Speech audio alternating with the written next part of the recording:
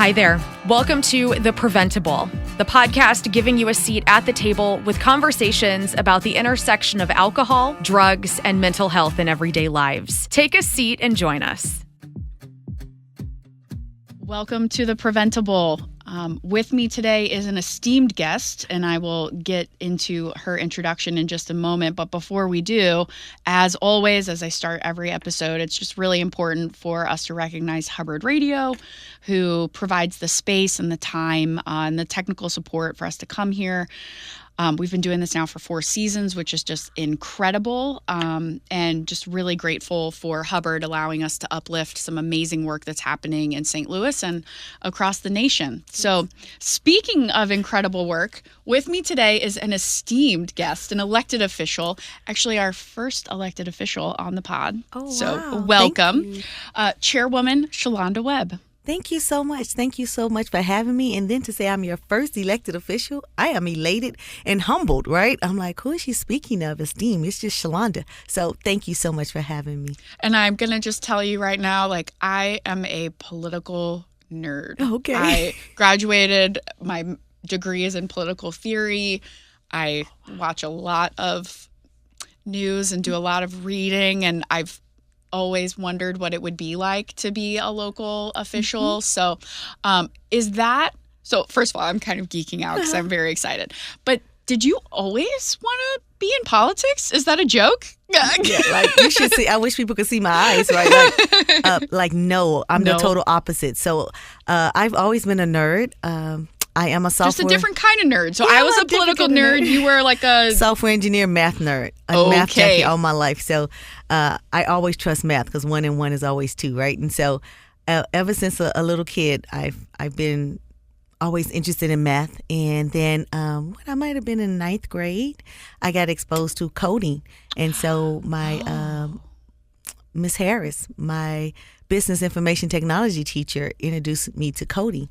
That was a long time ago, like in 1992. Like before coding was really cool, right? I mean, so you were really a pioneer because now you have like Launch Code and Girls Who Code and Girl Code, but that was pretty innovative. Yes, so I'm not from here. I'm from Texas, originally from Port Arthur, Texas. So small town outside of Houston, maybe 90 miles. But you're right. It wasn't a phenomenon then. Mm-hmm. I was just different. You know, I've always been kind of different. And so I started coding in 9th grade, and when it came time to go to college, my mom always said, your job is to go to school and make good grades. Keep your nose down, do a good job, and make it happen. And so when they said, what are you going to do? What do you want to go to college for? And I was like, I know how to code, software engineering. Wow. And so I went to Fisk University in Nashville, Tennessee, one of the oldest historically black colleges and university in the country. And so you're not proud of that or anything, are you? Oh, just a little. Not really. Just a little. I could see the little twinkle in your eye when you said that.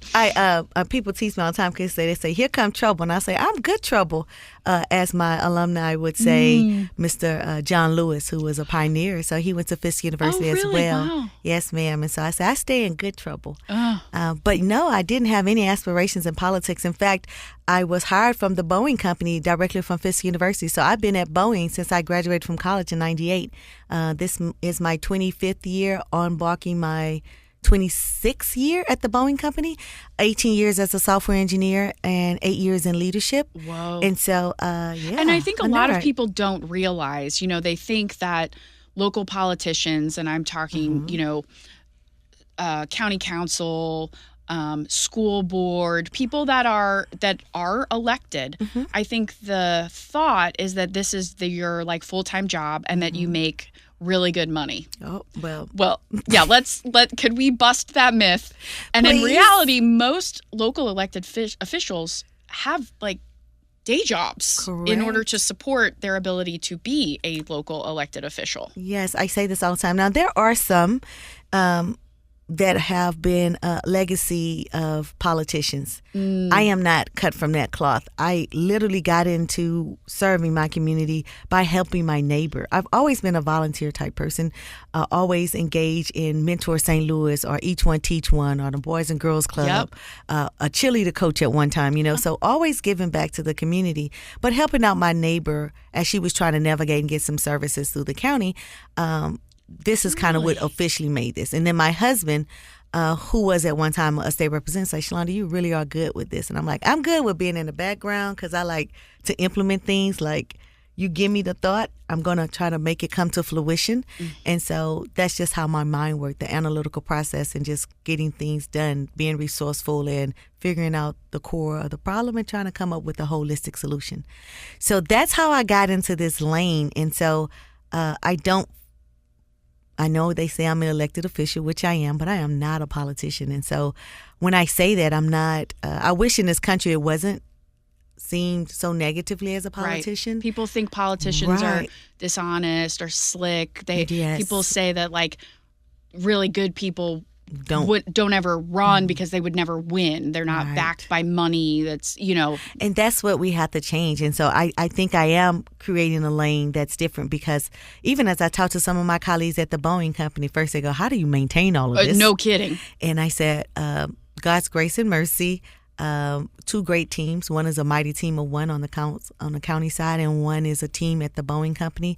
But Boeing has been very supportive and making sure. Of course, they would have to be like to allow you that time and space. So I still work a regular work week, right? Whoa! So I work a flex work week, but it's a full 40-hour work week, and as a manager, you work more than 40 hours, right? You're handling, supporting your people. But at the same time, I give my full attention to Boeing when I'm at Boeing. And so it just makes me have some really, really, really long days and some early mornings. And so, but that is something that I chose to do. I always tell people and say, well, you're so busy, I don't want to bother you. And I'm always saying, I knocked on your door. You didn't knock on my door. And literally, I knocked on everyone's door. A great majority of the district that I serve, so people knew who I was, because I wasn't from this world. Right. And I do believe that there are so many great people that aren't in this lane that could lend their talents and their skill set and their integrity and their work ethic to this world, which would transform how politics usually do business. And so once again, I'm being different, right? So even at the Boeing company, when I was coding younger, I used to have my peers always say, oh, Shalonda's not the typical engineer. And I was like, yes, I am. And I will be like, I'm just as good as you. I can solve the problem. But then I learned to put down that imposter syndrome and pick up the appreciation of my uniqueness and what I brought to the table. Right. And I was a full adult. I mean, 7 years into my career at the Boeing company, late 20s, and had to come to that self-assessment and then self-appreciation. And I know my peers would call me the engineering whisperer, right? They would say, tell Shalonda what it is, and she'll go and talk to management and tell them what's going on and make sure we can get what we need to get our stuff done. But I came to appreciate that as an engineer. And I take those people's skills with me and that passion to serve others directly into this role as a servant leader and councilwoman of the 4th District in North County. Well, and so many times people think of engineers, and we just talked about the stigma that politicians have, but also there's a stigma that engineers have, right? Which is kind of like very bookish, pocket protectors, like, pushing the glasses up, no real people skills. And you're busting that myth also. So while you're not a typical engineer, you're also like atypical in all the best ways, right? Like an atypical engineer and an atypical politician. Right. I know I was volunteering at a school one time, and I was talking to a group of students. And this was way before I started being a public servant. And they kept saying, well, they was introducing women that were in the STEM industry to a group of students. And so when I came up, they was like, you don't look like an engineer. And I said, what do you mean? What does an engineer look like? And they was like, well, you don't dress like an engineer. Right. I mean, you have on high heels. And I wear my glasses. I have my glasses, but I like my glasses like a piece of jewelry, right? Yeah. And so just breaking that stigma, because people try to reduce you to what they expect you to be and how they expect you to look and how they expect you to behave. People often, even in my leadership position at Boeing, they're like, oh, you have to be more aggressive as a senior manager, and I'm like, no, I wasn't raised that way. And so I'm not going to you have disrespect to be authentic to yourself. Exactly. I always tell people, bring your full professional, authentic self to work every day. You can't be anyone else. I tell people, I can't. I've been practicing being Shalonda for 48 years. I don't know how to be anybody else. Right. And so appreciating what you bring and your value to the table. And if there is no table for you to bring your value, build your own. Build your own That's table. That's what Fisk University taught me. It reinforced with my mother, who was a beautician for 25 years before she passed, and my father as a laborer and a refinery worker. Port Arthur's really big with refineries. Very right? huge with refineries. It's like the most refineries in any other I used to live location. in southern Louisiana, so I'm so very you know familiar exactly with what Port happened. Arthur. Mm-hmm. So my family is from Louisiana. If you go down generations, like Simmsport and Rain, Louisiana, Yes. and Shreveport as well. And then when that industry took off, everyone migrated to Southeast Texas. Got and it. that's how I came from Texas. But so you had very strong role models of both parents leading into themselves and strong work ethic. Yes. Now, my grandmother was she was a construction worker. No for 36 way. years, and she would pour concrete and she would break down those big drums where you see the oil is reserved. Yes. That was her job, to break those drums down, pour the concrete and foundation for the next, build the scaffolds for them.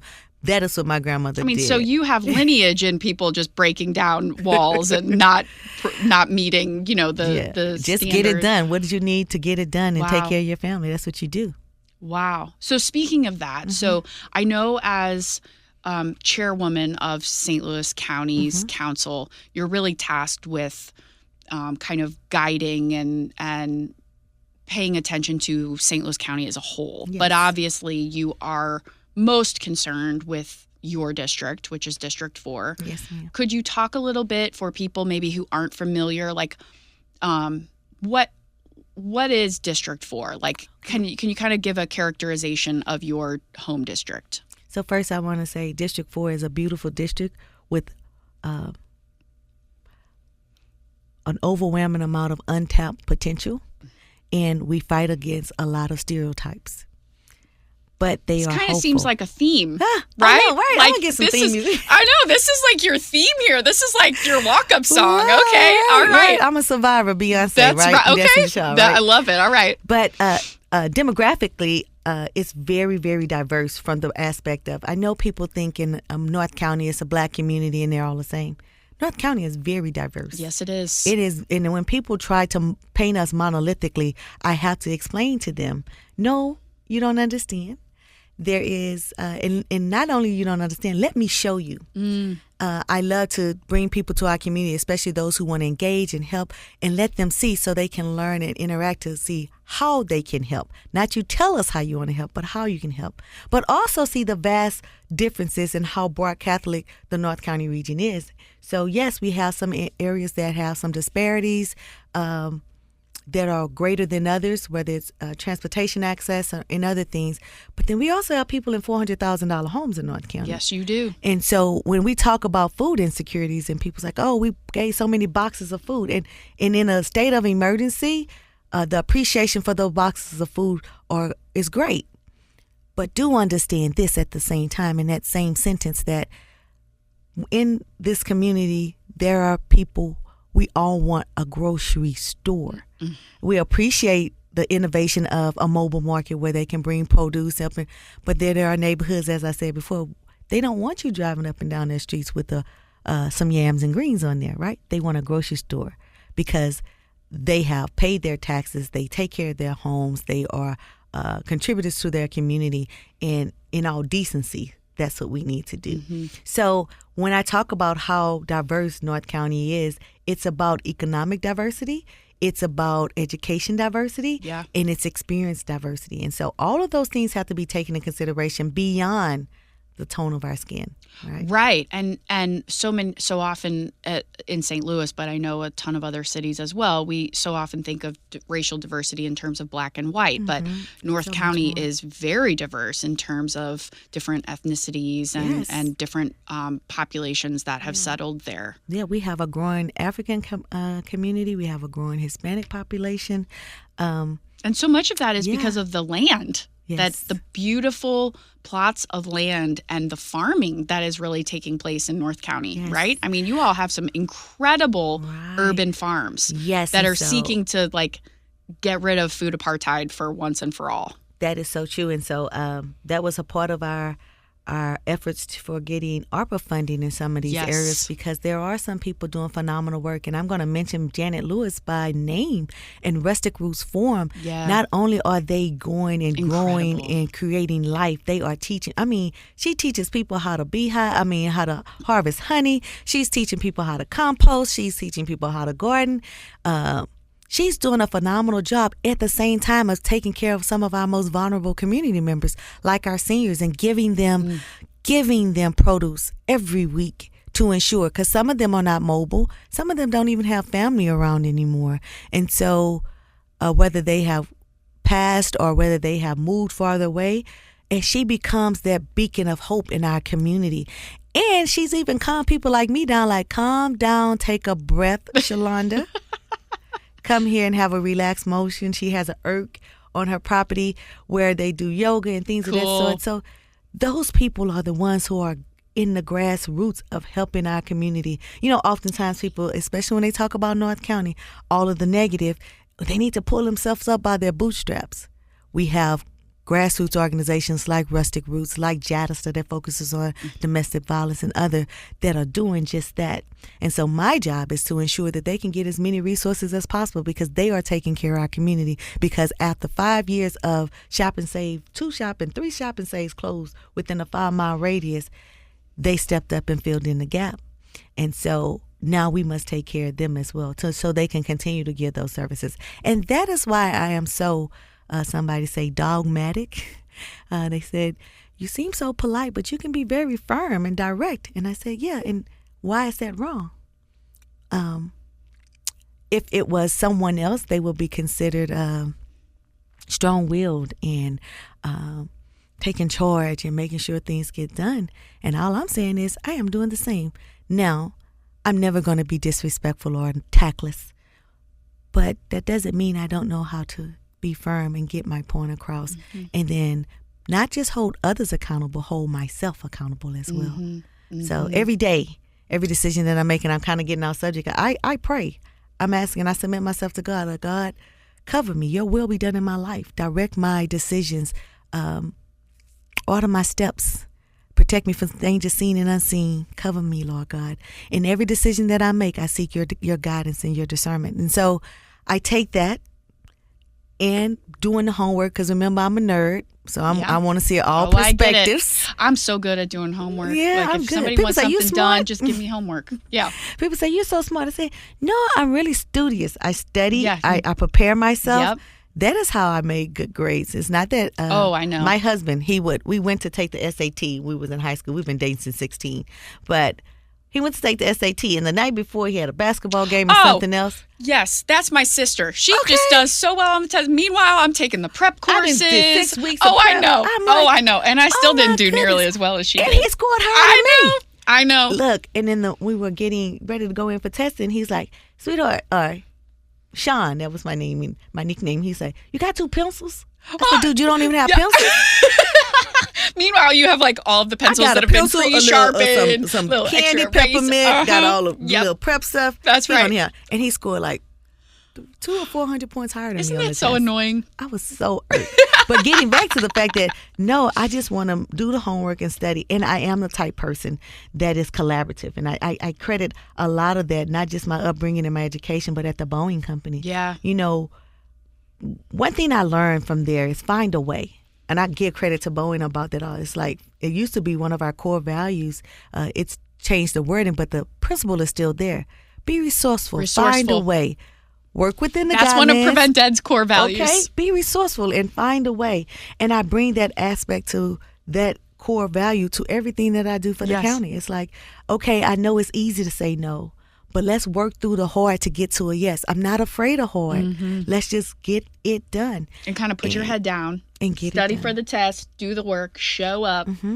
So 2 things that I want to highlight that you have made a lot of inroads on, and they're not easy topics, but they're a lot of why you're here today, really, would be you've done a lot of work around reducing the number of alcohol outlets in your district. Yes, ma'am. Which is huge for so many reasons. And it's so interesting, because you've been talking about divestment with grocery stores. And in the absence of those kind of stores, there is an influx of stores, and has been for a while, in communities of color that sell products that are unhealthy. I mean, not taking judgment out of them. They are unhealthy, right? Okay. And they are put in certain communities for lots of reasons. And you have been working to reduce that and to set up stricter boundaries. And you've also been doing a lot of work to limit open carry for minors. So could you talk a little bit about how those issues sprung up for you and kind of where you are today in those? So let's start with the liquor licensing. So I want to be clear. I don't approve any new package carry liquor licenses. And what is a package carry? So that's a liquor store that is not an established where you have a restaurant or some type of lounge. It's literally I go in, I purchase my liquor, and I walk out. It's a liquor store. It's a liquor store.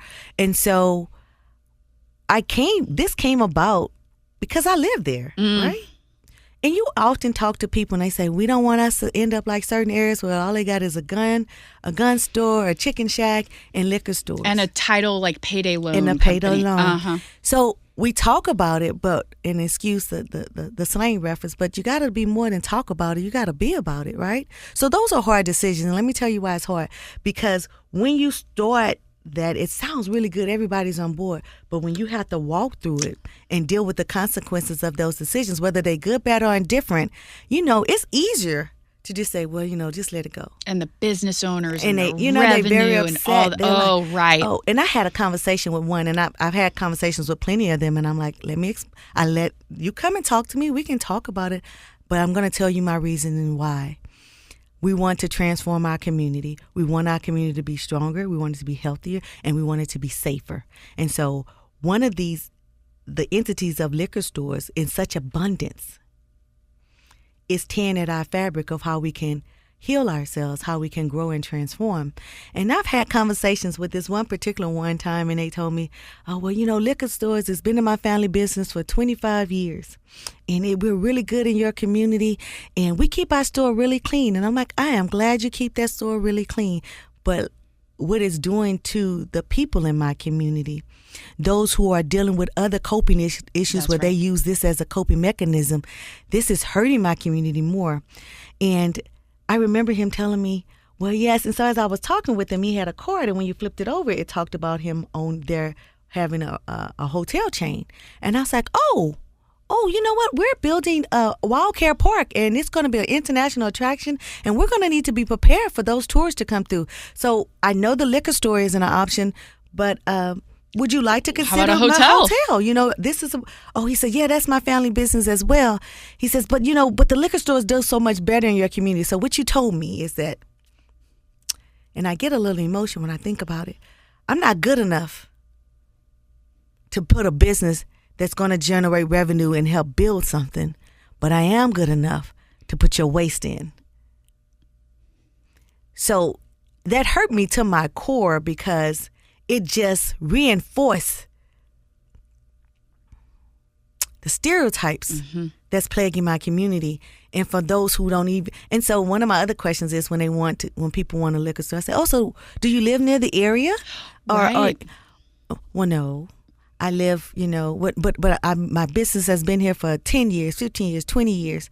And I get it from all directions, ma'am. I've had a Facebook post that says, I'm just another black woman holding another black woman down because I didn't approve a liquor license. And I was like, wow, out of all the other things, I'm holding you down because of that. It is understanding there's not a lot of black liquor store owners. But let's work together because maybe there's another endeavor that you would like to pursue. Right. That could be more healthier for our community, that can uplift us more. How about any other kind of store? Yeah. For the most part. And some of them are saying, maybe not every other kind of store, right. But for some of they're like, it's a grocery store because you need a grocery store. so we're going to be a grocery store with liquor store. And I said, so what is your definition of a grocery store? Yeah, what's a grocery store? Like chips? Because if you have chips and beef jerky and frozen vegetables and some canned vegetables, where's my produce? Where's my fresh meat?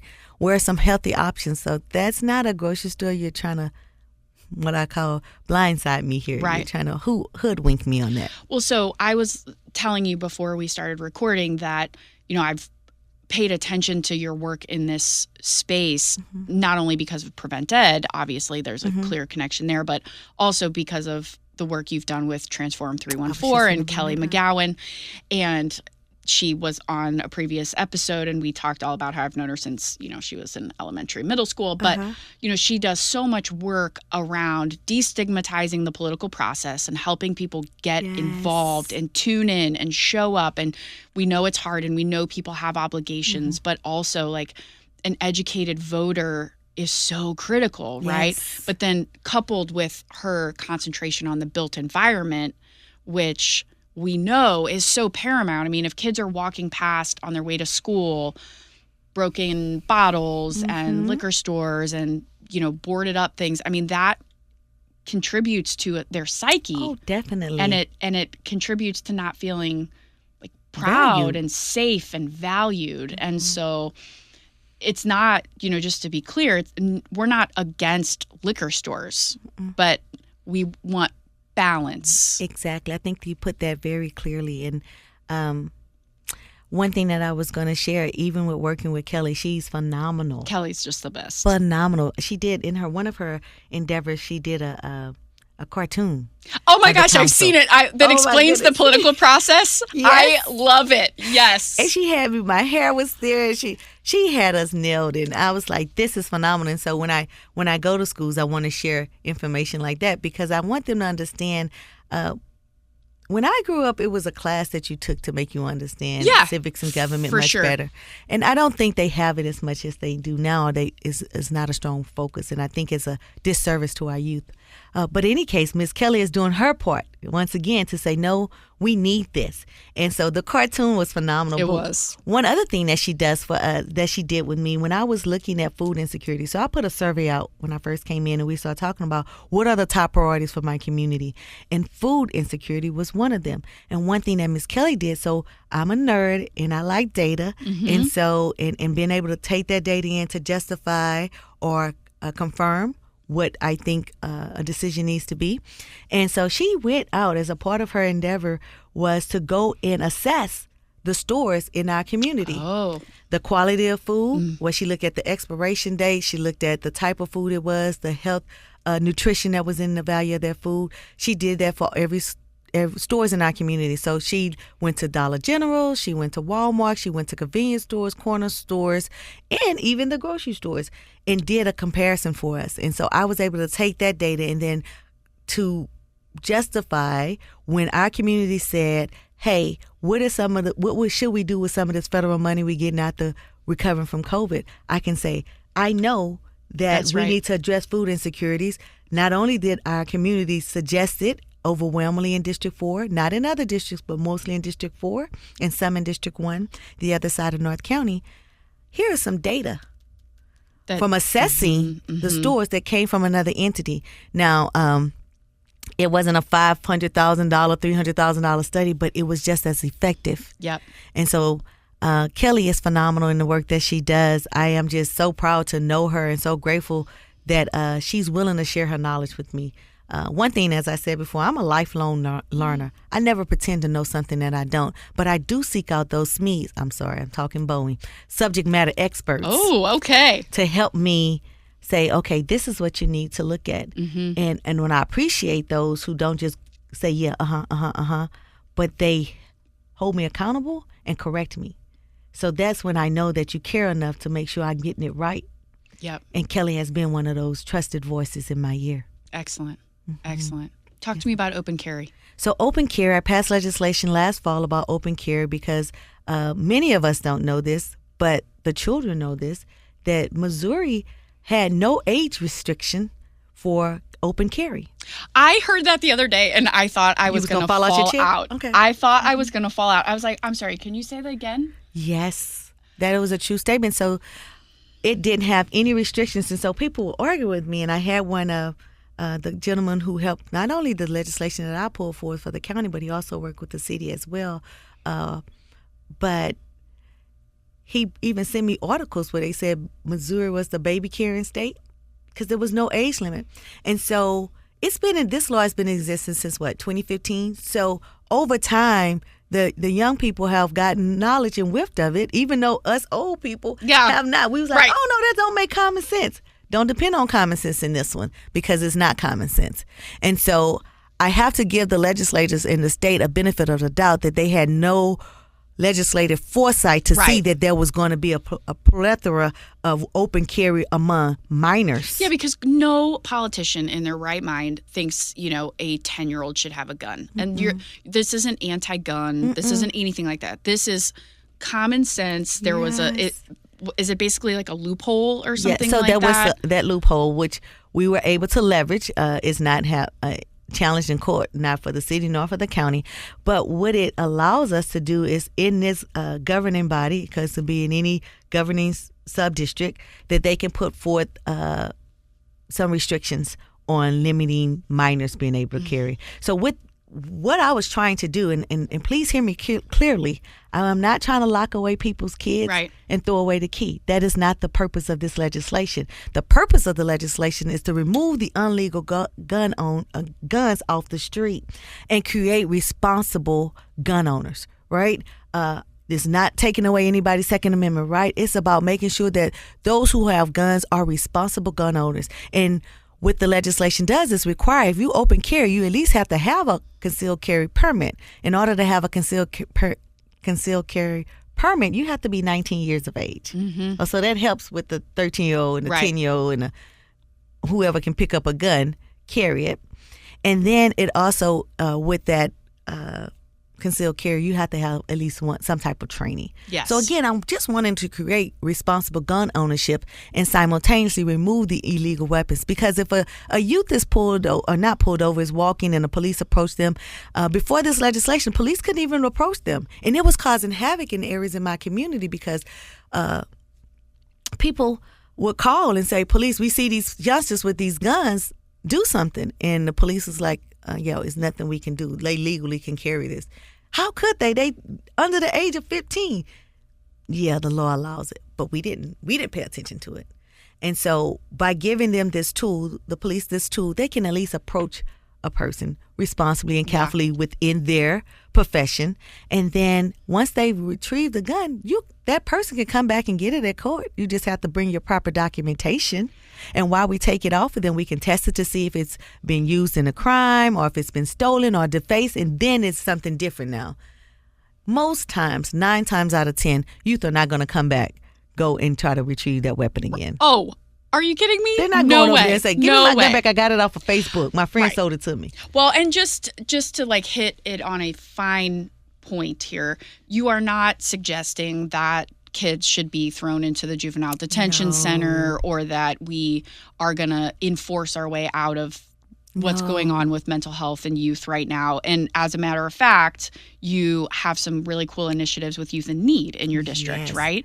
And just before that, I want you to know when I put legislation together, I'm bringing all the stakeholders to the table. So I brought Mr. Rick Gaines, who's coming on the podcast in a couple of weeks. Really? Make sure you tell him I said hi. I will. Rick is he's so good. He and Tynesha, they're so good. And so I work with them. Mr. Rick, look at this. Mm-hmm. Is this something that would be helpful? I'm not trying to hurt you. Sure. How can we make this a benefit to all? And so I did not do that in a silo. I went to them. Because they are the subject matter experts. The SMEs, is that what you said? SMEs. Okay. I learned something new today, too. Yeah. And so I went to them to address that. But like you just said, it's not just about removing the weapons. There are other services that our community needs, especially for our youth. And so, like you stated, I have partnered with Youth in Need, work with them to bring them into the district that I serve. Because some people think North County stops at West Florissant and Ferguson.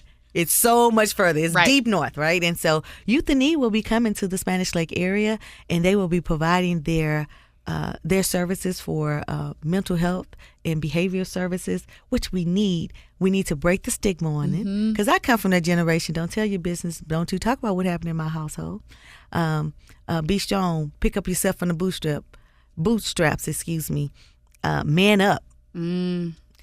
But it's okay to talk. And my sons are the opposite of me. And I have a football player. He'll be playing. I got to have a mommy moment. He'll be playing at Mizzou this year. Defensive tackle, Sterling Webb, number 10. I have a collegiate athlete as a basketball player who played at UMSL and then went on to Angelo State and got worked on his master's and played there. Defensive player of the conference 4 years. So, and I have a son who has a Grammy, was a Fish Jubilee singer. And so my sons, strong men, my husband has been a great example for them and taught them how to be resilient. They talk, though. It's healthy for them to go and talk to somebody. They use the insurance. I call EAP at Boeing.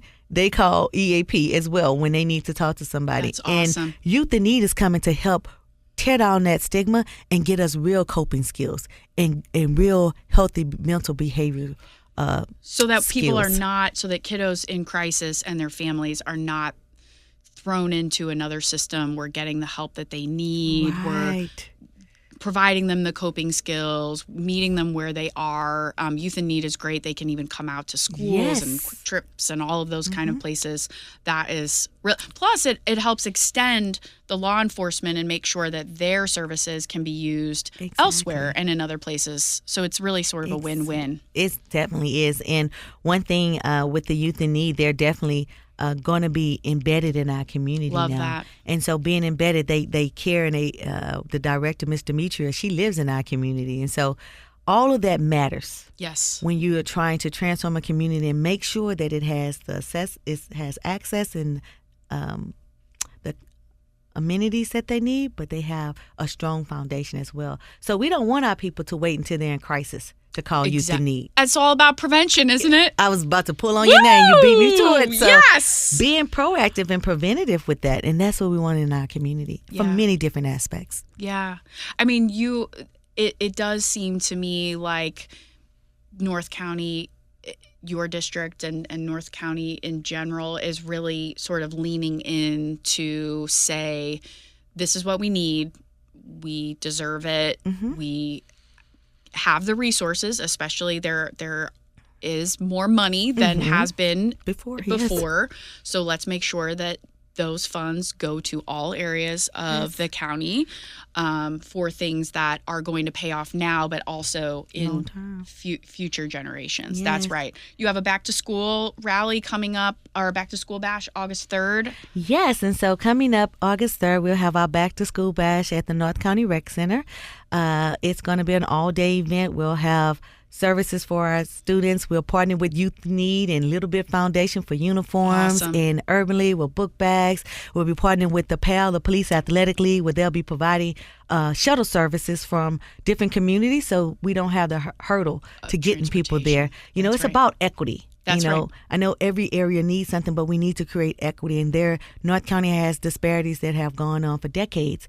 And so creating that equity, even in our back to school bash, we're going to address that. And so it'll be entertainment there. The fire department will be there cooking up food for us once again. Again, the police athletically providing rides. And then last year I dressed up as Paw Patrol. I got to tell you this. You know, the kids love Paw Patrol. Yes. They was hugging me. And this one little dude, he was like, he hugged me, and then he's like, "You a fat Paw Patrol." Stop it. Oh, yeah. But I love them so because I love the honesty. And that honesty is not to tear you down. It's just stating the obvious, but then at the same time, it's loving and kind. And so he hugged me so tight, and he said, "Give me another hug." I said, "Well, sure. I got lots and lots of warmth." But again, this is for our community, and all of us come together and we put aside egos and titles and all of those things to bring what's healthy for our community. Same thing we did at our Juneteenth celebration. That was a collaboration of all of our North County areas coming together, where we gave a State of Us address, where we had a State of Us, where we sat down and we talk about all aspects of our community and where we stand and how do we move forward. And again, not just talking about it, where's the action. So we have previous year we did this. This is our second year. We had some things that, how do we address the derelict properties? What do we do to address that? And legislatively, I can say, well, I set aside $11 million out of ARPA funds for us to go and tear down some of those derelict homes, because out of the 400 homes that are derelict throughout all of St. Louis County, 3 of them resides in North County, and with over 200 in the district that I serve. So out of the 400 derelict properties, 200 are in your district? Yes, almost 300. Holy moly. Yes, ma'am. And they're concentrated. And so they're not just And again, there's that eyesore. broken window syndrome. Exactly. When you're walking past something every day and you see, well, nobody cares about this house, then you end up internalizing. I mean, for people who don't know it, this is a real theory. Like this is proven that this is what ends up happening to generation after generation, unless you break the cycle. And you have to be intentional about it. It's not going to happen by happenstance, and everybody not going to think it's a good idea. Oh, are we spending money over there? No, because what we're trying to do is transform a community. So we have to uproot the ugly and put something good there. Yeah, it's the long game. Yeah, it's definitely. You're not getting a quick fix here. This is not microwave. Well, because this it is didn't happen steadfastness. overnight. No, it didn't. So it's not going to be fixed overnight. No. I know that Mayor Jones said the same thing at her remarks not that long ago. She said, we didn't get here, overnight. We're not going to fix it overnight. No. Requires a little patience, a little innovation. Exactly. Listening to people with lived experience and people from community. Yeah. That's the way forward, really. Definitely. And those derelict houses, they're an eyesore. But they're a safety hazard. They're festive for drugs. I've had incidents where the police captains told me, this house that were molesting kids. Yeah. How do you have that in the center of community, in the middle of a neighborhood that kids have to walk past every day? Mm-hmm. We have to do better. And so that was my intentional decision to say, can I get my council people to stand with me to let's uproot this ugly out of our community? So it's things like that we discussed at the State of Us. We talked about mental health. We talked about our education system. And so that's us being responsible for us. Mm-hmm. And then we had a good time because it's like a family reunion. So we had a music festival this last year. We had another one this year. We had great acts. And so, again, everybody just came together. But what I want to show is that when people say North County, they're not working together or they don't care about each other, I'm showing you intentionally the difference. And it may start off with a celebration like a Juneteenth, and then we get to the business like a State of Us, and then we get to the service like the Back to School Fair. And so Back to School Bash. And so that is us working together. And then the capstone of all that is us working legislatively together to do legislation like limiting open carry.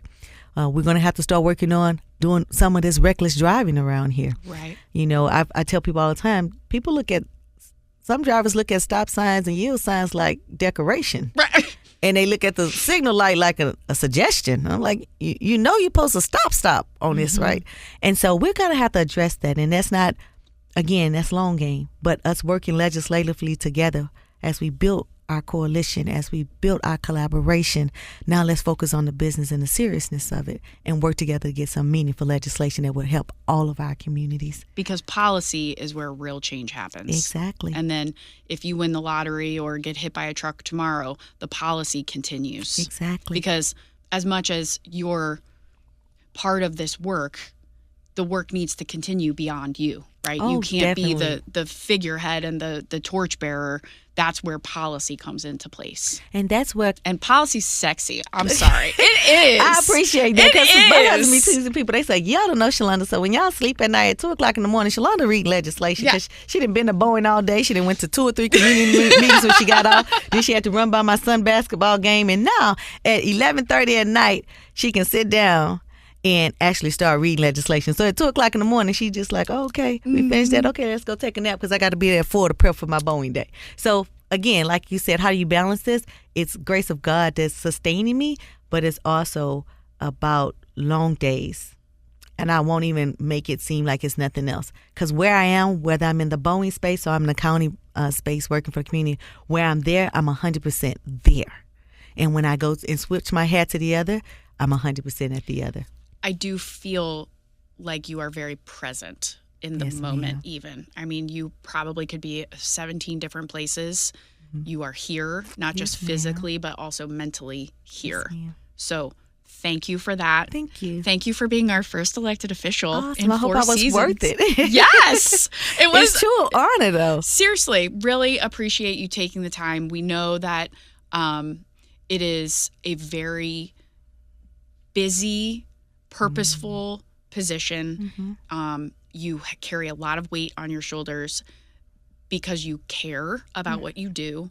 And I, on behalf of Prevent+Ed and all of the other, mental health, behavioral health people, thank you for paying attention. Thank you. And for thinking about the long game and how we're going to maybe tackle some of these things from an upstream perspective. Right. So thank you. I appreciate that. Thanks. And I just want everyone to know, if you're looking for perfect, it's not me. I didn't get here because I perfectly did everything. I had a plan, but life started lifing, as the kids would say. And so I am always grateful that God's purpose is greater than my plan and that He's prepared me every step of the way. And I don't just say that lightly, because there are so many of us in this life journey that has something to offer. I always say, each one teach one. I give because somebody gave me. My mother instilled with me as a beautician. She used to work on her feet, especially around back to school time. 15, 20 hours, and maybe only half the customers paid. And she did that because she would always say, because that baby can go to school with her hair done. And at one point, she started buying little outfits for them to wear. And if they can go to school and have some pride on that first day of school, that can be the determining factor of how they do the entire school year. That's right. And so, yes, she was a beautician. Yes, she only had an associate's degree as a cosmetologist, but she was a nurturer of our community. And people knew if they went to my mom, it was a safe haven. And so she taught me the value of giving without expecting anything in return. She would have me go clean Miss Fernandez and Miss LeBlanc Silver with a toothbrush. Oh, wow. And they would pay me with these this is my favorite candy to today, butterscotch and cinnamon little disc. Oh, like the old school ones. Old school, right? After I've been polishing silver with a toothbrush for 3 and 4 hours. But you know what it instilled to me? To care about somebody else and expecting nothing in return. And that's the same thing that I've done with my kids. Even when I had a youth organization, my husband and I, we brought them in with basketball. We exposed them to engineering, but we also taught them to give back. And so that's what we need to do as a whole community. As a community. I'm very intentional about North County. I care about the whole county. Yeah. And to grow this county again, for us to start bringing businesses back to the county, to increase our population, that is high on my priority list as well. So I always say, if people can see the value of, so goes North County, so goes of all of St. Louis County. Isn't that the truth? So if you can buy into that, change your perspective, your mindset, then we have a very bright future in St. Louis County. On that note, I'm going to let you go because you're a busy lady. Thank you. Thank you so much. If you liked what you heard, and I know that you did, please consider rating, reviewing, and subscribing. We love subscribers to the PrevenTable. Thank you, Chairwoman. Thank you so much for having me. It was my pleasure. Really appreciated it. Thanks for joining us at The PrevenTable, brought to you ad-free by Prevent+Ed. Prevent+Ed works to reduce or prevent the harms of alcohol and other drug use through education, intervention, and advocacy. Please visit their website at PreventEd.org. Like what you heard? Rate, review, and subscribe to stay up to date with what we are serving on The PrevenTable.